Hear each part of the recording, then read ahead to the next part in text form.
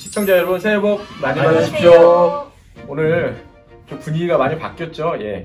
오늘은 그 특별한 순서로 연구원 밖에서 계시는 기자분들을 모셨습니다. 본격적인 시작에 앞서서 오늘 모신 두 기자분들 간략하게 자기소개를 부탁드리도록 하겠습니다. 안녕하십니까. 저 뉴스원 김희준 기자라고 합니다. 국토부를 출입처로 맡은 지는 2014년 말이니까 한 5, 6년 돼가고 있고요.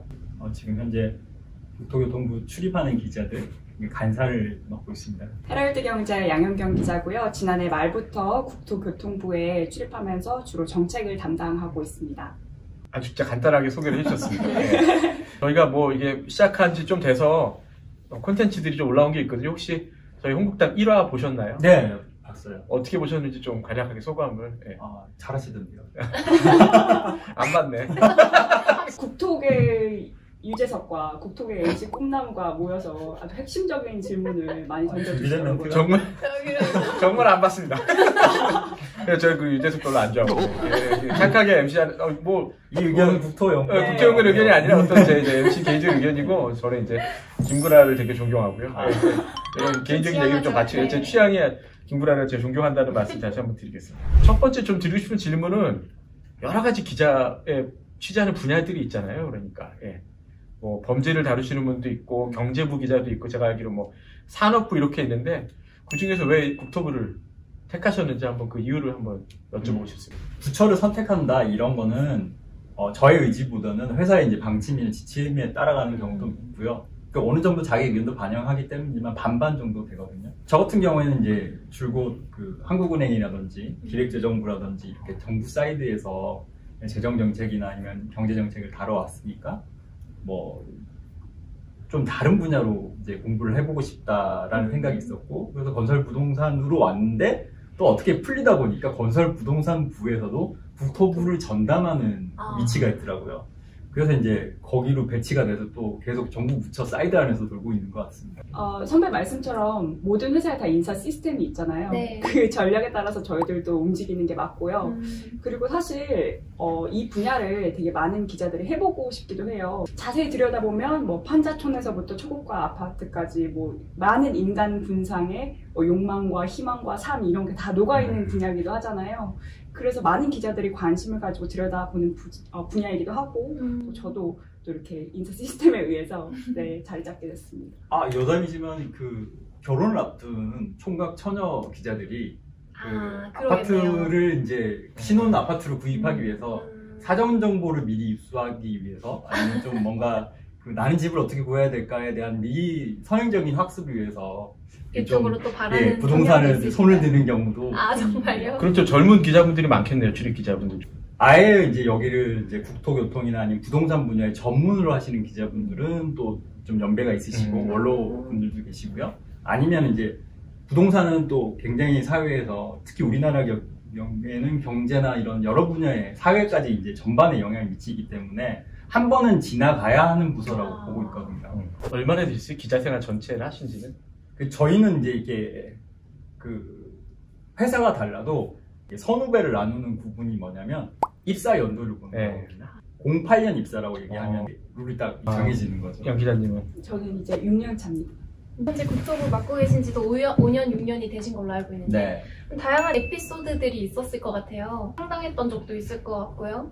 황당한 건 올해가 제일 황당한 것 같고요.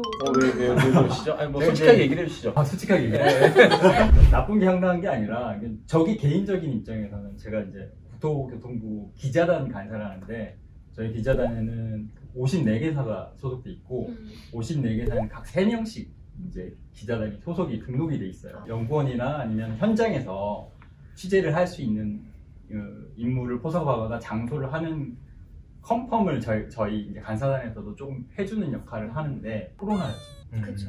기자실이라는 게 있습니다. 국토 각 부처마다. 그러니까 서울에 코로나가 심해지니까 이제 이게 발생 인원만 아침마다 일어나서 체크를 하는 거예요. 기자실 문을 닫아야 되나, 열어야 되나. 약간 좀 취재가 제한되고 온 기자들이 실국장님들이나 아니면 장관님이나 얼굴을 한번 못 보고 가는 경우도 있어. 출입 기자더라도 코로나 때문에. 좀 개인적으로 좀 많이 안타깝고. 에피소드라기보다는 이 부서에 와서 있는 경험을 좀 말씀드리면, 코로나 있기 전에는 이제 모델하우스 같은 게 개관을 많이 하잖아요. 그렇죠. 그러면은 그런 데를 가보면은 이 분양 사업장이 성공할 것인가 아닐 것인가 이렇게 겉으로 볼 때는 이제 건물도 좋아 보이고 이래서 구분이 안 될 때가 많은데 항상 갈 때마다 거기에 계신 이제 대기하고 계시는 분들 계세요. 네. 그러면서 유심히 그거를 이제 들여다보시는 분들이 있는데 그런 분들한테 말을 걸면 되게 그분들이 예측하시는 게 맞더라고요. 예를 들면은 입지는 좋은데 뭐 브랜드가 이 정도가 아니야 뭐 이러면서 여기는 미분양 날 것 같아. 어떻게 그런 거를 예측하세요? 그러니까 제가 이런 견본주택을 한두 번 다녀본 게 아니에요 하시면서 여기는 입지는 좋은데 분양가가 너무 비싸고 뭐 구체적으로 얘기해 주시는 분들이 있어요. 그럼 저희들도 반신반의하면서 그냥 얘기를 듣는데 그런 분들이 견본주택마다 꼭 있다는 거예요. 또 이제 어머님들한테도 이런 사업장이 마음에 드냐라고도 많이 질문을 하는데 요새는 막 4베이가 유행이거든요. 그렇죠. 아파트에서. 그러니까 같은 향을 공유하는 그런 방이 이제 4개가 있으면 4베이라고 하는데 어머님들이 딱 이렇게 둘러보시더니 4베이가 유행이지만 우리 엄마들이 쓰기에는 거실이 널찍널찍한 3베이가 좋아. 그래서 여기 안 될 것 같은데 라고 하고 나서 그 뒤에 청약 경쟁률을 보면 실제로 그런 것들이 반영이 되더라고요. 신기하다. 그래서 꼭 현장에 답이 있다. 현장에 답이 있다. 네. 요즘 저는 이번 정권 들어서 느끼는 게 국토부와 관련된 기사가 한 100개라고 치면 거의 한 70-80% 이상이 다 부동산이나 주택 관련된 기사가 아닌가요? 네. 좀 안타깝다고 느끼는 게 국토연구원 같은 경우에도 이 큰 연구본부에서 주택이나 부동산을 다루는 건 그 정도 비중은 아니거든요. 그러니까 훨씬 더 전에 아까 처음 시작하기 전에 이제 기자님이 올해 워낙 정책들이 많았다고 얘기를 하셨는데 개인적으로 저는 이제 국토 및 지역 연구를 하는 사람의 입장에서는 지역 정책은 거의 없었어요, 사실. 균형 발전 이런 것들은 보면은 뭐 이렇게 얘기야 레토릭으로서는 이제 정부에서 많이 얘기를 하는데 실제 균형 발전을 위한 제도나 정책 같은 것들이 많이 발표되지는 않았거든요. 대부분 다 부동산 정책이었고 사실 3기 신도시 이런 것들도 보면 신도시 정책이지만 이면에서는 사실은 수도권에 있는 특히나 이제 강남에 있는 주택 가격을 좀 잡기 위한 형태로 저는 들었다고 생각이 들어서 이런 얘기 나가도 되나? 대부분의 기사나 이런 것들이 그런 식으로 편증된 게 저는 되게 개인적으로 에피소드라고 생각을 합니다. 저도 똑같은 공감을 하는 게 수도권에 뭐 127만 가구를 공급한다라는 얘기가 나왔을 때 상기시도 나왔을 때 좋다 이겁니다. 근데 기본적으로 정부가 꾸준히 근간으로 주장해왔던 거는 국토의 균형 발전이잖아요. 네. 근데 그 부분에 대해서는 한눈을 감고 있는 게 아닌가라는 비판이 사실은 있어야 되는데 기자들이 이제 포커싱을 저기로 잡은 거죠. 공급으로 잡은 거죠. 왜냐? 공급을 필요로 하는 주택 수요자들이 공급을 해달라고 열화 같은 성분이고 그분들이 다 이제 그 기사나 취재의 수요자들이기 때문에 저희도 이제 고객이잖아요. 이렇게 독자들이. 그러니까 독자들의 위주로 쓰다 보니까 아무래도 좀 그런 비판이 약간 편중이 될 수 있는 느낌이 있어. 근데 언젠가는 그 부분도 한번은 비판이 돼야 되죠. 그거는 맞습니다. 기사를 읽으시는 분들이 어떻게 보면 고객이라고 말씀해 주셨는데 고객들이 조회수를 높여주면 거기에 따라서 이제 또 뭐 어떻게 이득이 가는 게 있나요? 그럼요. 왜냐면 100만 클릭 되면은 그만 돈 주고요. 근데 물론 매체에 따라 다르겠죠. 기자 개인의 명예죠. 이 사람들의 기본적으로 처음에 시작할 때는 기사를 써서 내가 사회에 영향을 미치고 싶다라는 주장이기 때문에 물론 뭐 내가 영향력 이사를 해서 그 회사의 이제 매체 그 가치를 좀 높인다고 할 때는 어느 정도 나중에 뭐 인사평가를 하겠지만 그게 뭐 조회수라든지 뭐 이런 걸로 그렇게 막 일률적으로 평가되지는 않은 것 같습니다. 가치 있는 기사를 발굴한다면은 뭐 세 사람이 읽어도 사회에 영향을 미칠 수 있다면 뭐 당연히 그건 써야 되는 기사. 자극적인 제목, 그쵸. 낚시 제목 이 기사들이 왜 집중적으로 양산되냐면 그런 그 조회수를 통해서 어떤 가치가 책정되는 부분이 있거든요. 그래서 그 부분은 그래서 네이버나 이런 쪽에서도 많은 그런 부분을 규제를 하고 그런 어뷰징 중심의 매체들을 계속 걸러내는 것도 그래서 지금 뭐 이렇게 어떤 장치를 하냐면 그 기사를 아예 게재를 하지 않는다든지 아니면 그런 언론사들은 아예 빼버린다든지 해서 뭐 우리가 핸드폰이나 그 컴퓨터를 켰을 때 뭐 이런 그 포탈에 나오는 데는 대부분 그런 것들은 안 하고 자체적인 기사 경쟁력으로 경쟁하는. 근데 이제 그럼에도 불구하고 저는 어쨌든 선명하고 흥미를 끌만한 타이틀은 중요할 것 같아요. 그 기사가 그것만 백업을 해준다면. 그럼요. 저희 연구원은 사실은 연구 보고서를 보면 제목 너무 재미없거든요. 그리고 제가 몇 번 이렇게 의문문 이런 걸로 제목을 던졌다가 엄청 혼나고 그런 경험이 있습니다. 그래서 기회가 되시면 한번 왜 국책연구기관 연구 보고서 제목 왜 이런가 뭐 이렇게 한번 기사 한번 써주시면 취재? 너무 이렇게 천편일률적으로 무슨 방안, 무슨 연구 다 이렇거든요. 네. 그래서 한번 저도 그런 걸 컨설팅을 좀 받고 싶거든요. 왜냐면은 연구 제목도 그렇고 과제를 하다가도 보면 결국에는 앞에 이제 타이틀 이런 것들을 얼마나 좀 획기적이고 창의적으로 뽑느냐가 결국에 요즘 뭐 누가 봐요? 사실 그 긴 연구들 안 보잖아요. 그래서 요약이라든지 타이틀이 중요한 것 같은데. 그런 거는 참 협업이 가능하더라고요. 네. 연구 주제가 먼저 언론에게 노출되면 이거를 어떻게 그 발표 전에 이제 언론에 공개가 되면 이제 단독성이 돼버리니까 그 시기가 붙을까봐 쉽게 오픈을 못하는 부분이 있는데 뭐 이게 그것만 서로 익스큐즈가 된다면은 좀 뭐 이렇게 공식적이든 비공식적이든 어떤 컨펌을 받아서 이 주제가 정말 사회에 필요하고 주제가 필요하다면 언론인들은 그거를 낚시질은 아니지만 네. 요게 사람들이 궁금한 건 요거라는 거는 우리는 계속 와칭을 하고 있으니까 그렇게는 만들어 드릴 수 있죠. 그게 단가도 싸.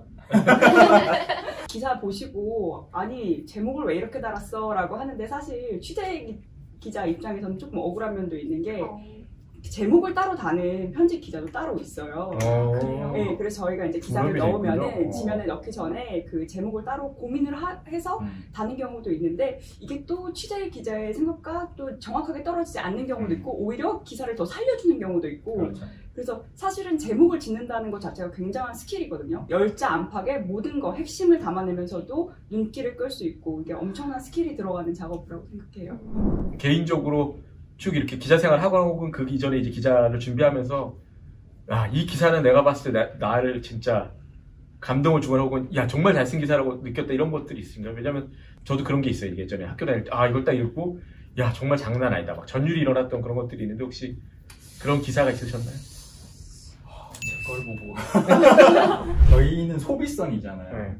네. 이 명문이라는 것들이 사실은 그렇게 오래 기억이 남지 않아서 좀 안타까운 부분이 있어요. 젊은 기자들은 고참 기자들이 썼던 기사문을 자기가 한번 연습을 합니다. 그래서 그 문장의 이런 유려함을 손으로 익히게 하는 그런 연습 같은 걸 좀 하거든요. 그런 트레이닝을 하긴 합니다. 양 기자님은 혹시? 사실 기자는 하루하루 평가를 받는 직업이잖아요. 그래서 저는 거의 매일 느끼는 것 같아요. 그러니까 똑같은 주제를 가지고도 굉장히 다양한 방식으로 그 글을 써나가면서 나도 한번 이렇게도 써볼 걸 이런 방식의 접근도 되네라고 하면서 기자님들은 정말 기사를 훨씬 많이 읽겠네요. 읽으면서 배우는 것도 있고 그쵸, 거기에서 또 네. 제가 고쳐야 될 것도 이제 깨닫고 막 이렇게 하면서 이렇게 생각하시면 돼요. 저희가 상품을 이렇게 생산했습니다. 네. 근데 경쟁사 상품도 둘러보게 되는 거죠. 그렇죠. 왜냐면은 그렇겠죠. 저기가 좀 세팅하고 이쁘고 색감도 이쁘다 그러면 그래? 우리도 한번? 이렇게 시도를 해볼 수 있는 거예요. 다음번이라도. 기사에 달린 댓글들 보시나요 혹시? 네.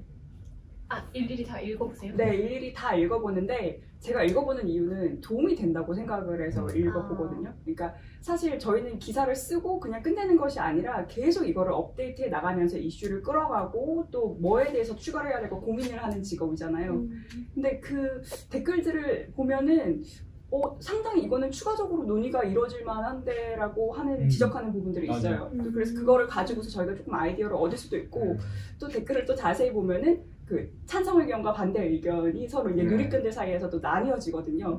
그러면 또 양측의 입장을 이렇게도 헤아릴 수 있구나를 하면서 좀 유심히 보는 편이거든요. 그게 사실 기사 쓸 때도 굉장히 많이 도움이 돼서 독자분들이 많이 소통을 해주셨으면 좋겠어요. 저도 마찬가지고요. 네. 댓글이 600개 달리면 저는 600개 다 읽어보는 편이에요. 와. 그리고 601개가 달리면 1번부터 다시 600개 다시 읽어보는 편입니다. 그게 피드백이 일단 되고요. 이게 어떤 주제, 특히 부동산 같이 계속 릴리스가 되는 주제 같은 경우에는 굴비 기사라고 합니다. 이 주제에 대해서 A-벽돌 한 점 올리고 이렇게 가는 기사들이 많아요. 그래서 어떻게 되는? 그럼 다음 액션은 어떻게 할까? 아니면 어떤 전망이 나올까? 아니면 우리가 취재 못한 부분이 어디가 있냐에 대한 소스를 의외로 댓글에서 많이 달아요. 그런 부분을 우리가 캐치를 하는 부분도 있죠. 근데 다 이런 건 아니고요. 네. 마음의 상처에 약하신 분들은 안 읽는 부분도 있고요. 저도 거기서 들은 욕으로는 애기도 있고요. 그래서 저는 한 200년 정도는 살 것 같아요. 아니 근데 진짜 기사도 쓰고 댓글을 다 읽고 그러면은 언제 출근하셔서 언제 퇴근하시고 이렇게 하시는 그러게 거예요? 말입니다. 우리 부장님과 회사에서 좀 아셔야 되는데 그치. 이 장면을 우리 부장님이 보고 계시죠? 보시길. 양용윤 기자는 석간 기자라고. 아. 석간 기자의 출근 시간이 언제인 줄 아세요? 언제 출근하시죠? 몇 시에 출근하죠? 저는 7시까지. 아침 7시 출근. 네. 아침에? 지금 원래 6시까지였는데 52시간대가 들어서면서 1시간 늦춰졌는데 이게 생활의 질이 엄청 달라지더라고요. 1시간. 네, 밥이라도 한술 더 떠먹고 올 수 있고. 그러면 공식적으로 석간 기자의 퇴근 시간 몇 시일까요? 석관 나올 때 퇴근하시는 거 아니에요? 그때가 끝인 이 거 장면을 아닌가요? 우리 부장님이 2시, 3시 뭐 이렇게? 근데 기자의 결과물이 솔직히 이거 톡 감고 얘기하는 겁니다. 네, 뭐 그러니까요. 체력을 갈아서 기사를 만들었다. 흔들리는 버스에서 한숨을 칠 수도 있고. 투자처나 뭐 이렇게 좋은 것들 학교분은 받으셨나요? 방송이 안 될 것 같은데.